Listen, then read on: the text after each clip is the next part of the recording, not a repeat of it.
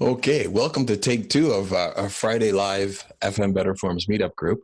This is kind of a re-recording of our original recording of earlier on today. Somebody forgot to push the play button, or the record button rather, for our original recording. So we're just going to re-record the very, very first bit. We have a great guest today, or had a great guest today, Jesse Roberts from N2O Solutions. And Jesse is going to talk about software as a service and using FileMaker, and of course Better Forms as well. Just before we start into that recording from earlier today, we're going to look at just a few updates we have. In Better Forms, we have a new panel update element, or element, I should say. And the panel element's pretty neat because it's a collapsible, kind of like an accordion panel that you can use for user interface design. It's really, really great for dashboards. You can save state and things like that. There's some examples there for if you want to search the examples. We've added a $BF_app global variable to all hooks. And this is a super, super easy upgrade. And what it does is it allows you to inject data site-wide into the app model. The app model is kind of like the data model for a page. This is for the Better Forms developers. But it's more like a session. It stays persistent from page to page. So it makes it really, really easy. And that works in conjunction with the on-app load hook, which is a script that is called whenever the page gets refreshed. So if somebody's logged in and they refresh the page, they don't have to log in again, but you want to still pull up their account information and maybe display that in the top corner as to who's logged in, that type of thing. And another really, really big feature, and this is just in beta now, but it's available in the application, is a multi-company and multi-user support. This allows developers to work for different companies and for a given organization to add various developers and control their abilities within the application. A quick thanks or shout out to Mark Anderson of Floristware. Floristware is one of the florist industry's top apps, and it happens to run on FileMaker. He was courteous enough to let us take advantage of his GoToMeeting today. A couple upcoming events for Better Forms, and a few in the past as well. We were just recently at Pause on Air in Tulum, and that was a great turnout. We had a quick presentation there, but we did talk about a number of things to a number of our Better Forms users there. Chicago FileMaker developer meetup. Thanks to Chris Conger for that, to inviting us down to that event. We had a great time working there and talking. We talked basically web publishing and software as a service and all kinds of stuff for about a couple hours or so, and that was at the Soliant offices there, which is a beautiful facility as well. Next month, we're going to be in Turin, Italy, on site doing some training, and we're meeting some other Better Forms developers. And then we're moving over to Berlin, Germany, where we're speaking and presenting at .fmp. So if you happen to be in Europe any of those times, reach out to us. You can get a hold of us either through my Twitter or through Slack. And meet us, and we can go over some things there and talk and drink beer and things like that. Atlanta FileMaker Developer Meetup, that's coming up. The date isn't decided, but I believe that's in July. We were invited to go speak there, so we will be in Atlanta. And of course, at the big event, the FileMaker Developers Conference, and that's going to be in Orlando in August. We'll be appearing at other meetups as scheduled as well. So if you have the opportunity to come out and see us, please, by all means, do, because it's always fun to meet some of our users, our developers, and of course other FileMaker users. So we're going to jump right to our pre-recorded session. We tried to clean up the audio a little bit because it was a little bit weak, and I hope you enjoy it. Jesse Roberts is from N2O Solutions, and he's going to be talking about software as a service. We haven't missed much of the recording, probably about the first 15 or 20 seconds or so. So I hope you enjoy it, and once again, thank you, Jesse, for a great presentation today. Started as kind of a pet project for my wife's business, which you see on the screen here. It's called Brand Builders, and we've developed a custom app for her business to help her manage the day-to-day life of a promotional marketing agency. And it was one of those things where I just wanted to get her life back. She was spending, she was triple keying everything, whether, it was going into a Excel spreadsheet and into Microsoft OneNote and then into an email, and basically just wasting all kinds of time on, the management of the business. So this originally started back in 2010 for us as just a simple project, but now it's really morphed into a business. And we have turned this software that you see on your screen, Stiletto. This now runs a number of agencies in the US, and is used by a few thousand contractors every day all over the country, to manage promotional activity in the wine and spirits industry. So it's been kind of an interesting ride, to say the least, going from being a true citizen developer to now being, this being my full-time gig and what I do and what I really enjoy doing. So you pretty much develop full-time then, and how much time do you spend sort of working on FileMaker versus managing business? So I think at this point now, the platform is relatively mature. The only thing that we're really doing now is we're working on a scale project, which we'll talk about here in a second. But in terms of my actual development time, it's really dwindled to probably 20 to 30% of my time. The rest of it is about planning and scale for the future, and working on kind of some bigger projects related to the wine and spirits industry. So it's much more about business development tied into our existing platform. So Jesse, you said your app is used by several thousand people, but those aren't, who are your actual customers? Those are the wine and spirit manufacturers, or their marketing companies, or? So the wine and spirits industry is really interesting. It's called a 3-tier system. So you have, at the top end, you have suppliers, and those are going to be your Jack Daniels, your Gallo wines, Anheuser-Busch, the big names out there. Those are suppliers. And suppliers are required by law to sell their products to distributors. And you probably see distributors' trucks in your towns driving around, the big beer truck or the Constellation wine truck. And so that's the second tier, that's the distributor. And then the final tier, the third tier, is the retailer. And that can be, the liquor store on the corner. It could be a restaurant or a bar. It could even be a golf course, right? So that's kind of the third tier. So what we've done is we've basically built our platform to plug into each of those 3 tiers. There's a 4th tier, and that's kind of where we're managing a lot of our volume, and that's the agency that manages the promotions between these 3 tiers. And that's where Stiletto lives, that you see here on the screen now. And we have another app that's called Magnum, which is here. And Magnum, it's typically used on an iPad. And Magnum is used by distributor reps out in the field to book events directly for their activities. And so Magnum is plugged into the top 2 tiers, being the supplier and the distributor. And then Stiletto works on the bottom tier in the actual accounts. And it's used by the contractors who work for the agencies all across the US. Right. Do you monetize each one of the 3 products, or do you throw Magnum in as part of the suite? Well, that's kind of the fun part, because we're able to monetize each of the tiers. So suppliers pay for Magnum because they want to have access to great data. Distributors pay for Magnum because they want their reps to be able to have a much easier job out in the field, booking and managing their events. And then we obviously monetize Stiletto to make sure that the agencies are doing what they need to manage their work in the field. And then we also have a mobile application for Stiletto so that the actual contractors, and here's a version of that. This is an old version, by the way, and that's monetized as well. So the actual contractors who are in the field pay for access to this version of the app, which feeds data directly into Stiletto, which is the desktop version here.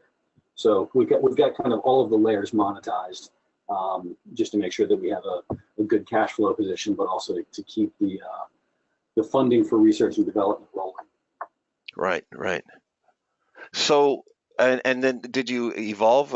Did they all kind of come about at the same time, or did you start with one app and then branched off that you saw an extra market? It's interesting. The app originally started as just Stiletto, and it was just for the management of of the agency itself. With the release of FileMaker Go, we had kind of the idea, this kind of the aha moment of why don't we have our contractors in the field filling out all of the data that we were collecting on paper forms. So that's when the very first app was created, and that's what you see here. And this contractor will go into her app, and she'll click on a particular event, and that takes her to the details of the event, and she can sign her contract and take pictures of the event that you'll see here. She can check in and photos and all that sort of thing, and report back what she sold. And that used to take our management team a ton of hours to manage and deal with. And what we figured out is just by launching this mobile app and putting the work back onto the contractors in the field, we saved something like 3,000 man hours just in the first year alone in keying. So, the monetization was great on one end, but the business practice on the other end of freeing our people up so that they can work on the business, not in the business, was a big deal for us.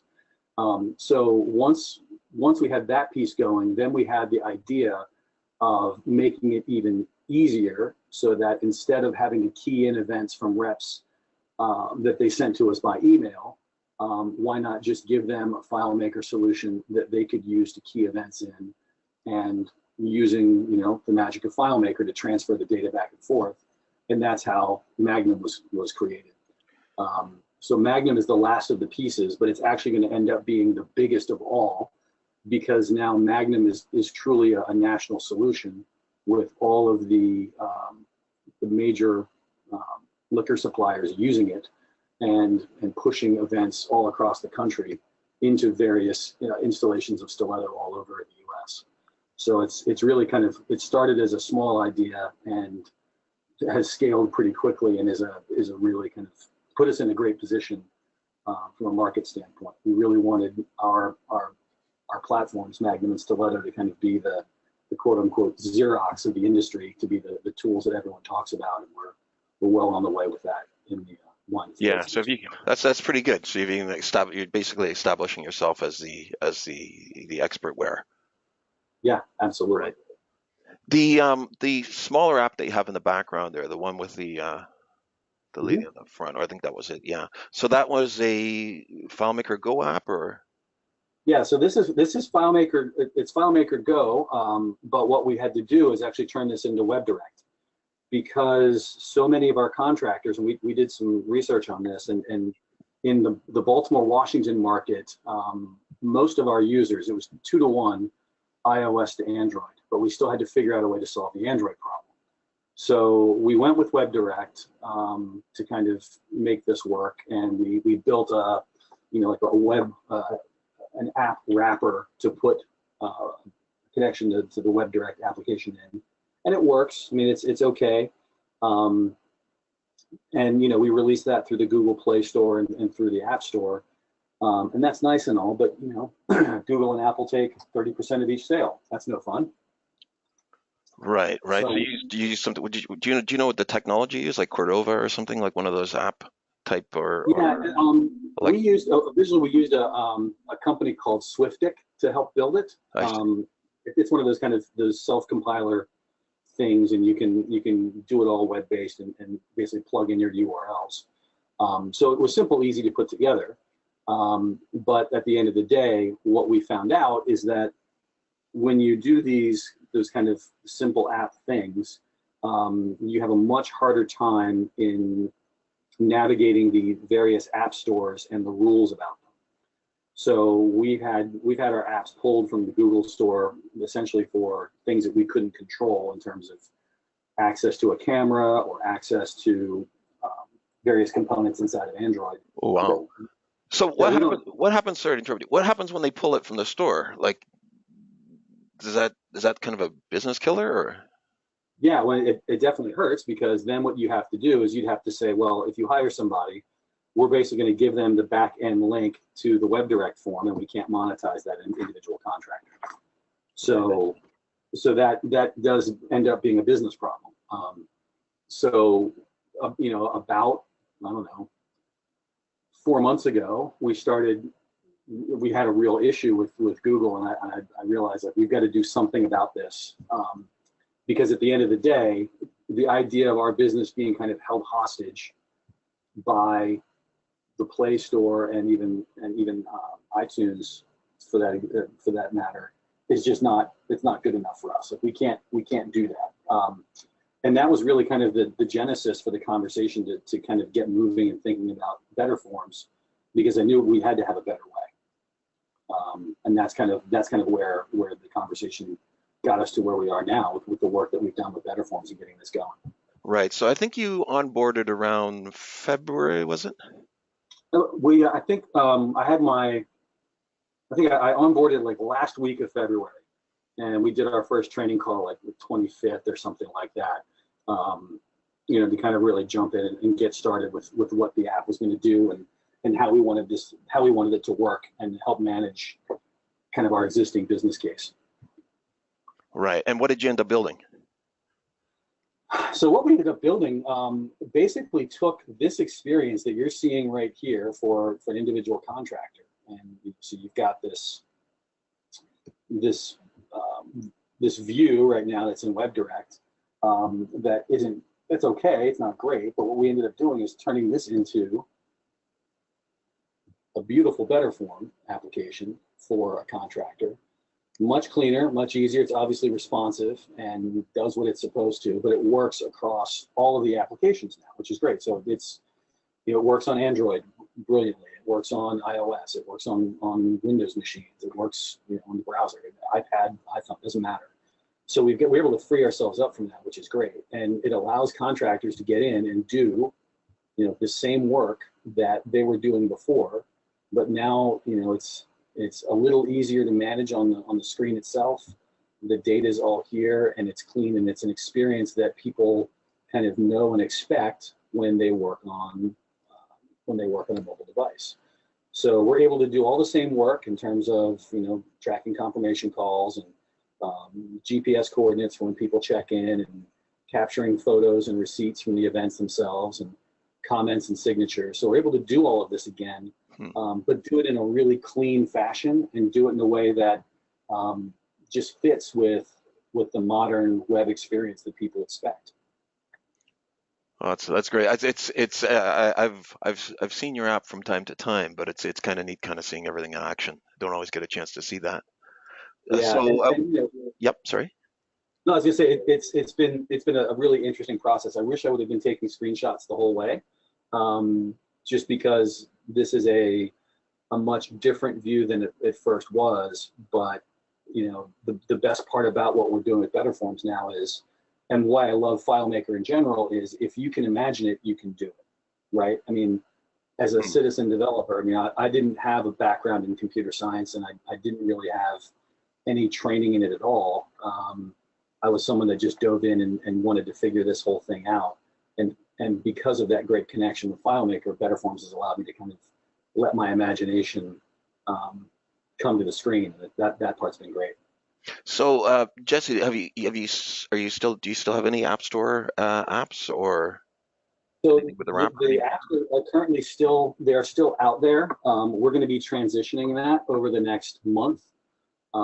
So instead of having those on the App Store, we're going to have those move to a private store on the N2O Solutions website.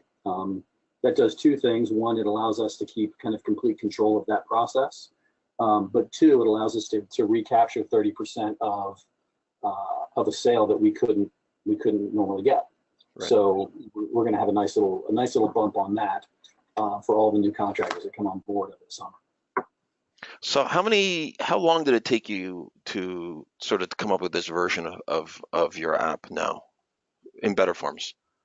Yeah, so I think once I've got in, so it's been about a month. It took me about a month to kind of get this basic component driven thing built and get all the scripts working in the back end, because there's some complicated things that we needed to find in terms of capturing a number of events that a contractor has worked and will work in the future.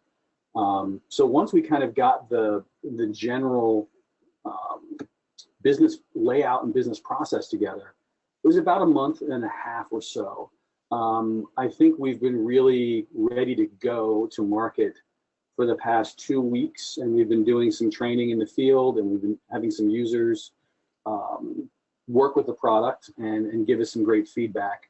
I mean, even literally just yesterday, I got feedback that it would be great, for example, to be able to see who else is working at an event. So in this case, I see there's 2 team members, and if I want to get in and call them or text them, I can do that directly from the app now. Those little additions, if it was in HTML or PHP, which I have some knowledge in, but I can't just whip that up together. In Better Forms, I was able to do that with my existing FileMaker knowledge. That was a 30-minute project, and now we've got a great component to add to the feature set, and it makes the user experience that much better. Excellent, excellent. How are you distributing the app? Like, I mean, obviously it's through a website, but how do the end users get the link? Yeah, so basically they're going to our website, n2osolutions.com. We have a store page there, which takes them to basically a form that we've built. And there are a number of agencies that work with us. So I've built Better Forms now for 3 of our other clients that are using Stiletto. So for example, so Key Components is another one, right? So you can log in for Key Components. So they have their own business practices as well, but their app is similar. It does a lot of the same things, and it connects to their own version of Stiletto. So they have a link in the store to purchase, a link and a welcome video and slideshow with instructions on how to use the application. So you actually have the monetization outside of Better Forms. So you have it on your parent site that they're getting the link from. Is that right? That's correct. Right. I see. Okay. Yeah. Excellent. So your method for multi-tenant application, you basically more or less clone your site in Better Forms, and then you just point it to your existing FileMaker database on the back end.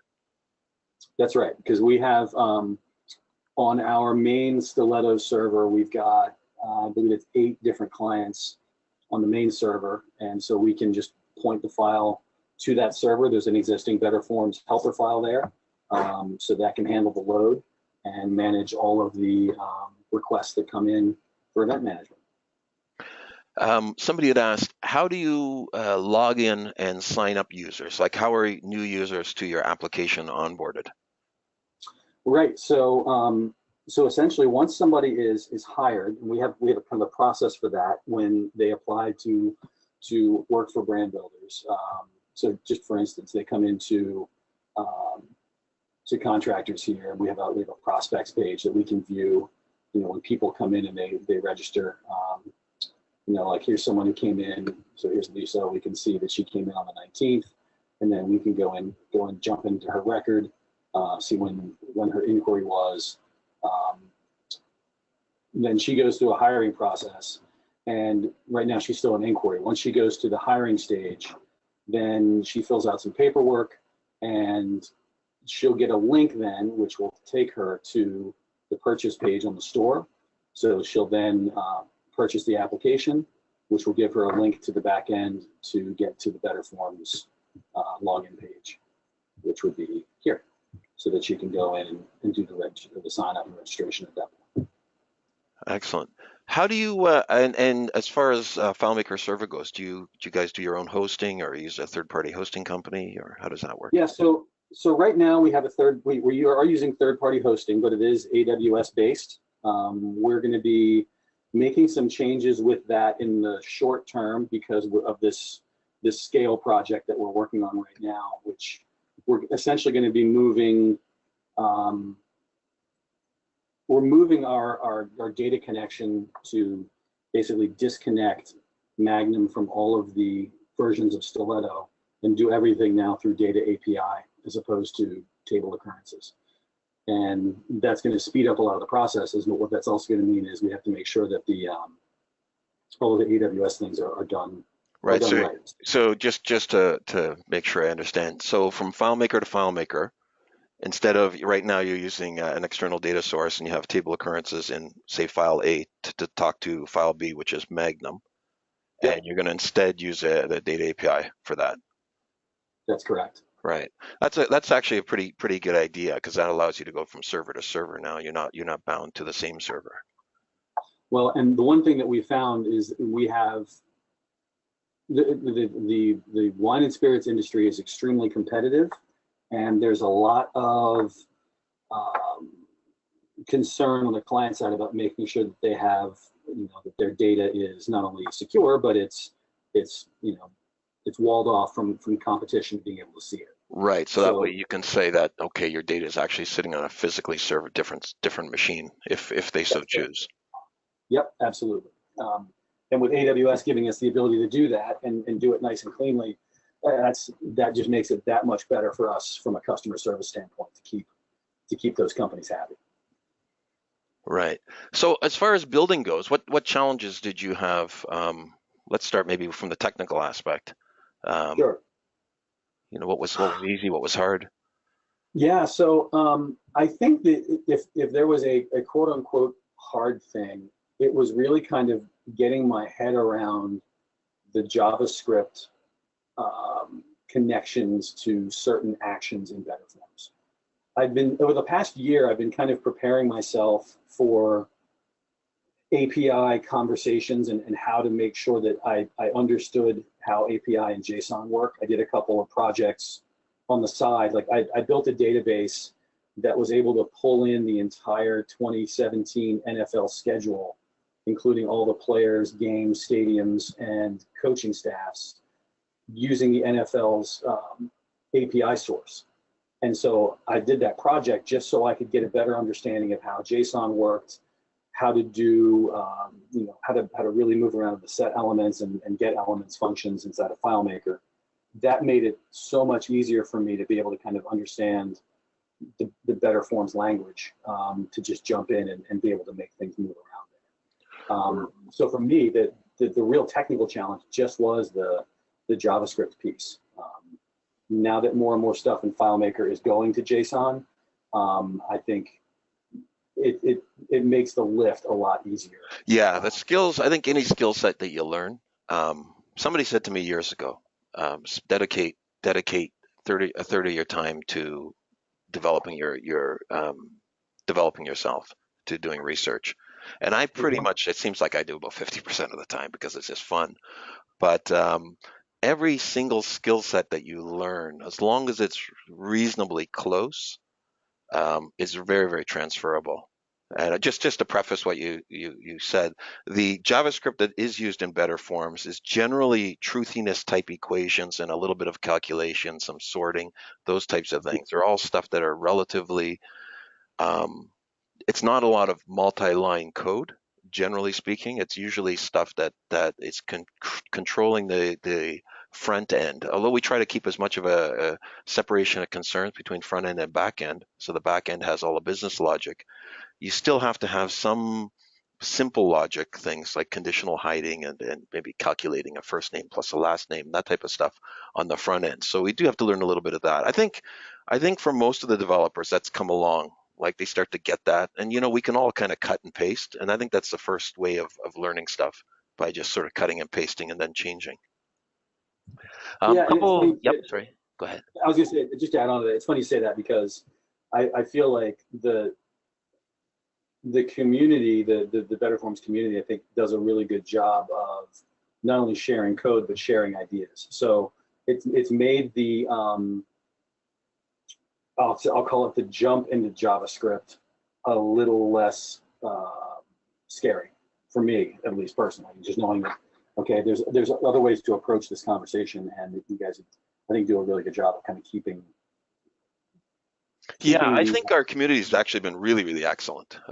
We have about maybe about 80 people or so on our Slack group, and anybody's welcome to join that. By the way, we have a lot of lurkers, I guess you could say, which are just following along from a technical interest.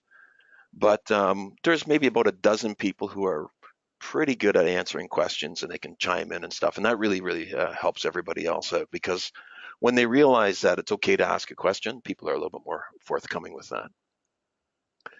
Angel is asking a question. He says, the app looks great, Jesse. What are some of the issues you've encountered when building the Better Forms app, and how did you eventually solve these issues? So some of those things I think you've addressed. But yeah, it's funny. I think that the big issues that I had kind of to start with, and I think Charles has really kind of helped me out with this, is thinking about the data model and making sure that what I'm doing is consistent across all of the components, right? So I mean, you've got this this piece when you log in where you've kind of got today, the future, and the past. It's actually a really easy thing to do to separate and get this thing together, but making the data do what I wanted to, that was the biggest challenge to start. And in terms of issues, I'll say this. I think the biggest issue I had was really my own impatience.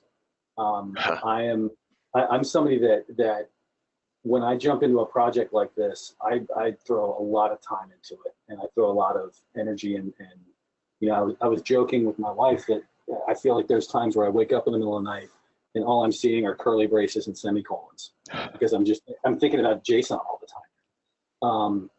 But what really kind of got me going in the right direction is just making sure that, you know, my data was clean on the back end coming in from Stiletto.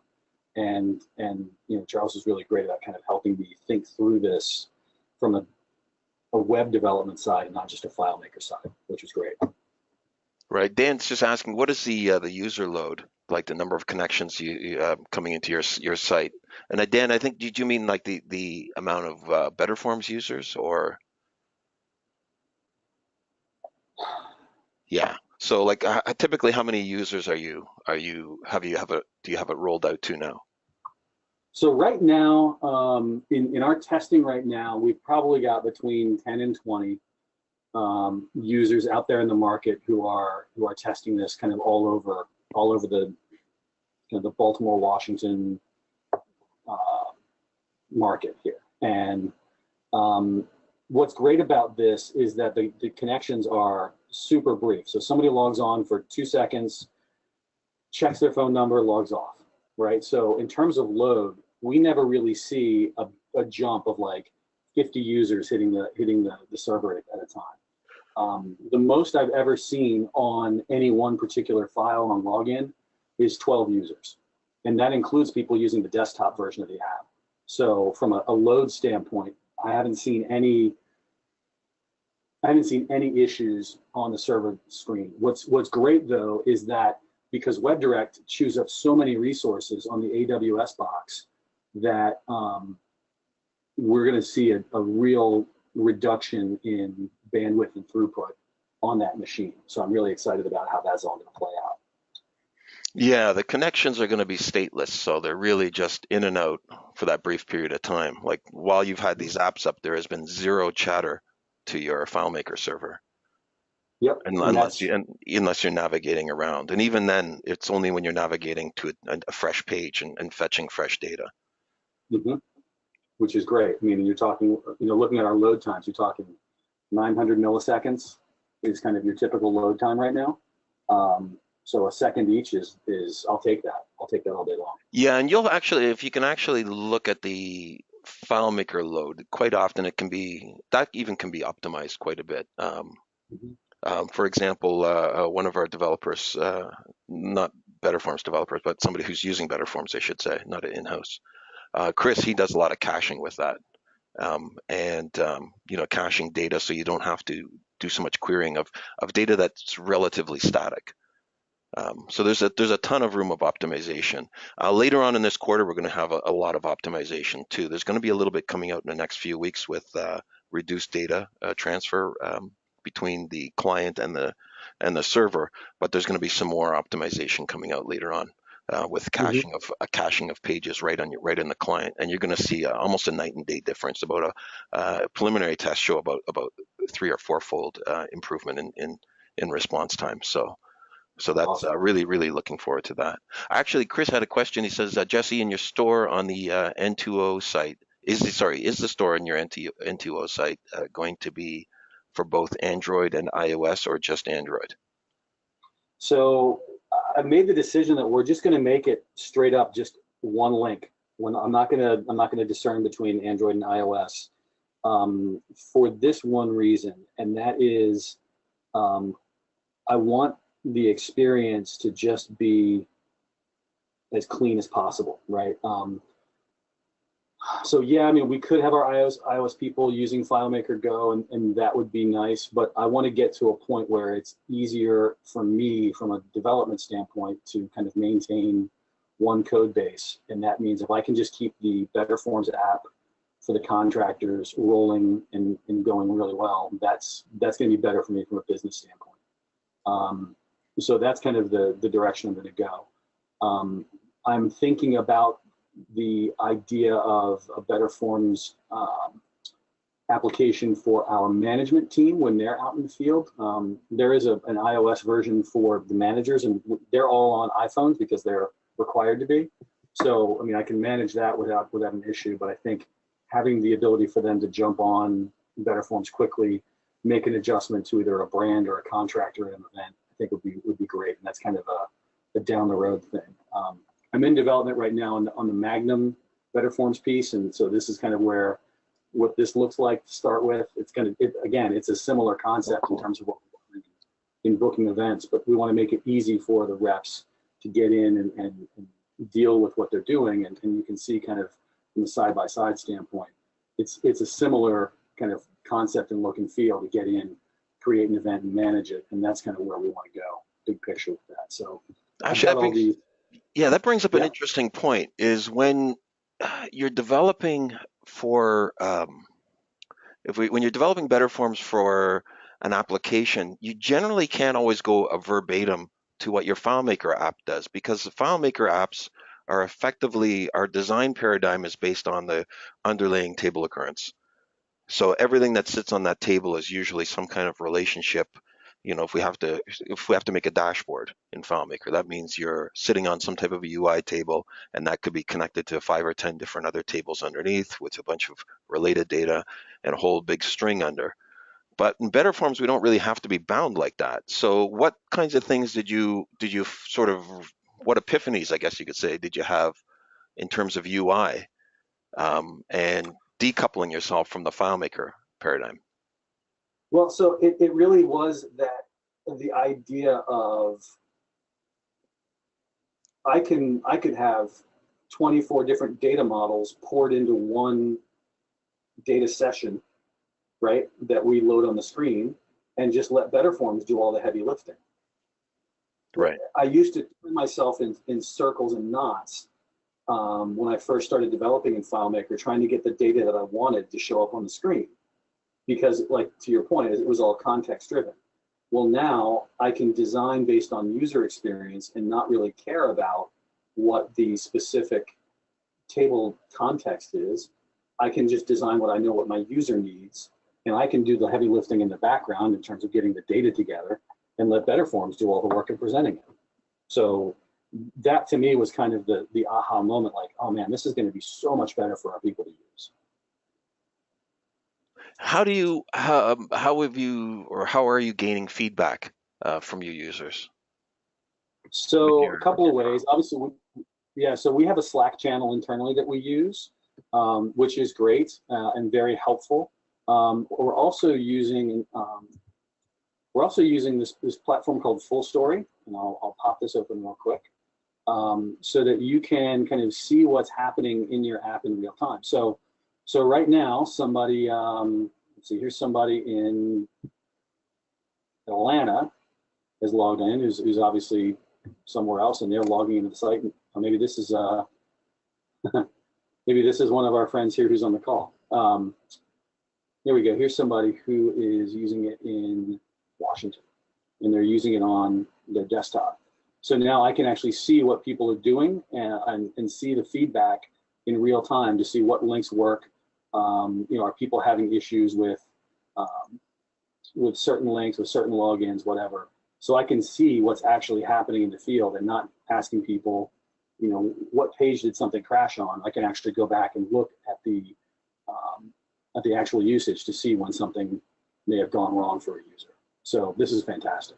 Yeah, so that tracks the geographic stuff. You have the recording of the interactions. Yeah. And it's only mildly creepy. But I presented Full Story just briefly at one of the local FileMaker developers, and I got a lot of pushback. And it's kind of ignorant pushback, to be honest with you. Not, I mean that they were rude, but that they just didn't know any better, and they thought, well, we can't use this on our application. And I thought, do you have any idea how much data tracking and analytics like Facebook and everybody does? I mean, this is stuff that us little guys we can actually do some really, really good UI feedback, Well, and UX feedback. the best part about this, I mean, this is basically the free version of Full Story. I don't need all the extra crazy analytics. I just need to see how people are using it. Yeah. Right? I just need to I need to see click points. I need to see that they're scrolling when they're supposed to. I need to see that they're clicking save when they're supposed to, so that I can manage the expectations, and we can do training on the back end and make sure that people are using the app appropriately. We put together a slide deck.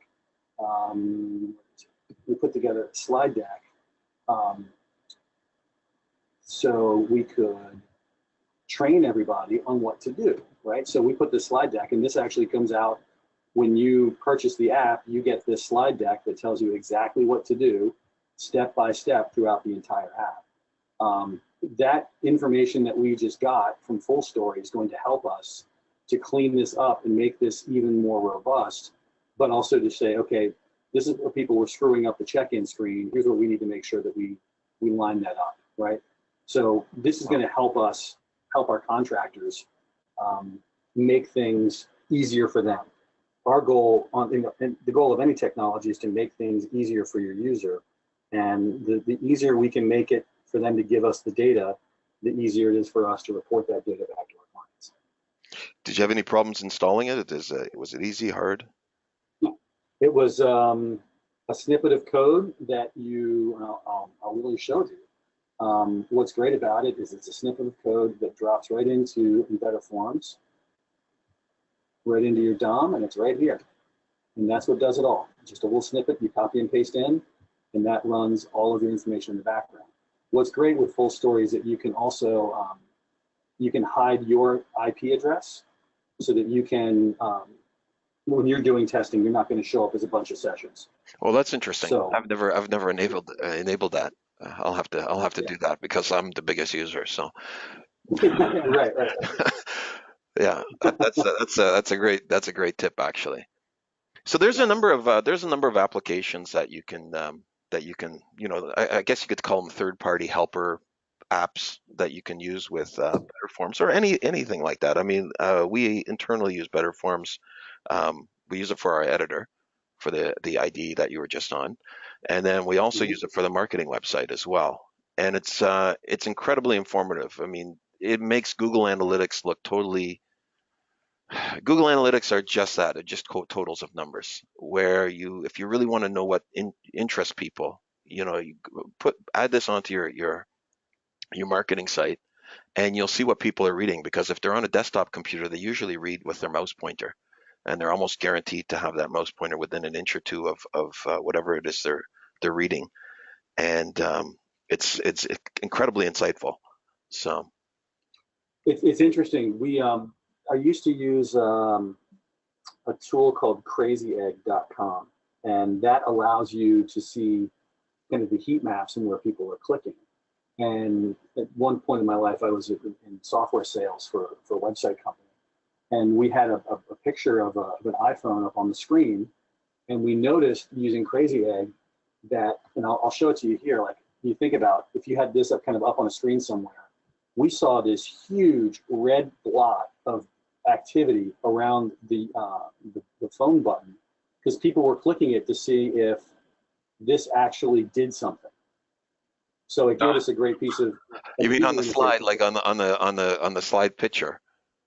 Yeah, exactly. Not on the So, actual phone. so Oh, that's funny. Yeah, yeah. so we were able to do that. And so what we did is we turned that little button into a link to something else on the website that we wanted people to do as a call to action. So this data is really useful and really helpful, big picture, for your interaction, your UI and UX. Awesome. Is there any other are there any tips that you can give sort of new developers? So with our Better Forms with our existing clientele, we have about a little over 50 something organizations, separate organizations that are on our VIP trial. And coming up this summer, we'll open the doors for anybody to join up. And of those people, approximately 25% of them have verticals very similar to what you do. And we'll try to have a Mhm. few more on as well. We had Dave Pong, who's I think on the call today. I saw his name earlier. He's built some different things, and we're going to have in the upcoming call we're going to have Andrew from Australia. He's got a really neat use case, um, which which kind of blew me away what he did. Really some really neat things that people are making. But we also have dev consultancies, like some of the various size consultancy agencies, and everybody in between as well. So they're all kind of depending on how much they've embraced things. Um, they've they've had I would say different levels of success. We have one consulting house that's probably built maybe a half a dozen different apps for different clients, and they're sort of I don't know how they're working their monetization with that, um, but they're having a tremendous amount of success, and other ones who are just using it for very small things. So, is there any advice that you could give other vertical people in your space? Um, any Yeah, pointers? I think for me, if I was going to give advice to anybody, I would literally say that FileMaker talks about being a workplace innovation platform, and that's kind of where they're going, and that's absolutely true, right? I mean, we've tracked how much FileMaker has helped to change our business, but I think if your business does anything with external facing entities, you have to think about how to give them access to data in a way that they are used to consuming it. And don't be afraid to dream big. Don't be afraid to use a cocktail napkin and sketch out some things and see if you can make it happen. We've done most of our development on cocktail napkins over the past 10 years, and we've got a pretty cool solution going now. But now that we've got this going on Better Forms, I've got a whole notebook full of ideas for things I'd like to be able to do next. I mean, there's a whole series of demos and examples that use charts, and I have a dashboard, if you remember seeing kind of on our back end over here. So if I go over to Stiletto and my main screen here, we've got a dashboard here. This would be a great thing to show somebody when they log in. So dreaming big, I think is the way to go with this if you're gonna dive in. And don't be afraid to try, and don't be afraid to see if you can make something really cool happen. We did a report for our clients, and it was one of those things that turned out coming from a sketchbook.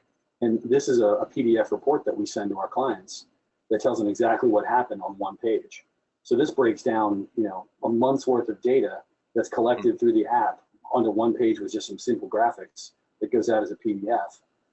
To be able to create this now in Better Forms will be fantastic, and this is where things are going to go. This was a game changer for us. This one thing on the screen earned my wife's business, I can't tell you how many clients, Right. just because this reporting that doesn't exist right now in the liquor industry. But to Right. be So able to it's do something, basically a KPI dashboard, right? yeah, that's it, Yeah. right? So yeah, and So that's pretty easy to build too, because really you're gathering all the data in FileMaker and then you're just putting it underneath in a display. just so Right. We added a so few. There's a few new examples actually. I didn't mention those, but because they're not really part of the Better Forms framework, but they're just kind of technique files. One of them is how to use Google Charts, and that's super, super easy. And the other one is on how to use like a spark line, those small little squigglies that kind of give you an idea of how things are doing over time.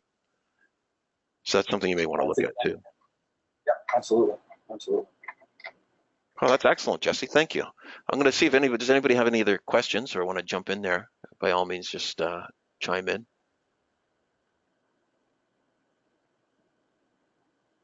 Give it a few seconds here because there's people putting down their sandwich and Put down the coffee to type. Yeah. it looks scrounging for the mute button and things like that. So, right, it's I've always found it fascinating to see other people's work, and we don't usually get a chance. We were actually I was having a seat with Chris Conger and Paul Costanzo, who's on this call today, and at Pause, and we were saying that we don't often see other dev houses work. We see more. A lot of times, people are presenting when they have vertical applications like yourself, but we don't generally see other client work, which is kind of a Mhm. shame. I'm not sure why there is, maybe to various reasons. So it's always nice to see what somebody's actually doing in the real world that's profitable for them. They're making a living from it, and all the peripheral services and apps and things like that that we all use. So there's some really good tips there. So thank you. It's great. I'm glad to be able to be part of the conversation and keep things moving and to share the experience because it's been a lot of fun and I've got some more big plans of things I want to do next. So looking forward to the next couple of months. Great. Yeah. Thanks again, Jesse. And if you have any questions, you can always reach Jesse on Slack as well. There is, if you're here today, you would have gotten an email. On the bottom of that email, there was a Slack invite. You're welcome to come join, shoot any questions. Doesn't have to be related to Betterform specifically. I'm just going to jump back over to screens here and, come join us. Just a couple things just in closing before we finish up today. We want to kind of keep these kind of fun and interesting, and I kind of like the idea of having them on Friday, but if you find that there's a better time, we're pretty open to that. Of course, we'd have to change the cool name from Friday live to Wednesday afternoon live or whenever it is. Our VIP developer preview is on our very last week this week, and at at .fmp in Berlin is when we're going to end enrollments for our tier 3, which is at this price point, and we'll be moving towards our final price point, which is going to be approximately $14.50 or so between now and DevCon. So if you do want to get started with Betterforms, now is the best time to do that because you'll stay at that price and you'll stay at this tier in terms of things that you can build. The only caveat, you're pretty much unlimited to everything. The only caveat is if it is a vertical market that's monetized, then it's a single application for that or a single license for that application. But otherwise, if you're a dev house and you're doing a bunch of little consulting and things like that, right now the current licensing offering is super, super generous. Right, and I think that's all for everybody today. Once again, thank you everybody for coming out. And if you want to kick around, we can and talk about other things. If not, you have to go. That's fine too. But once again, thank you.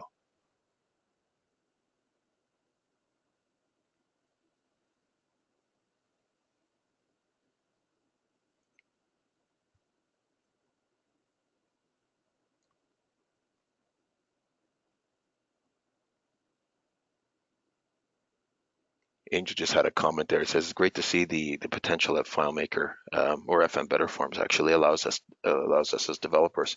You should see some of the things that people are building. It's so neat. Like when I see apps like what Jesse made or what Andrew made or what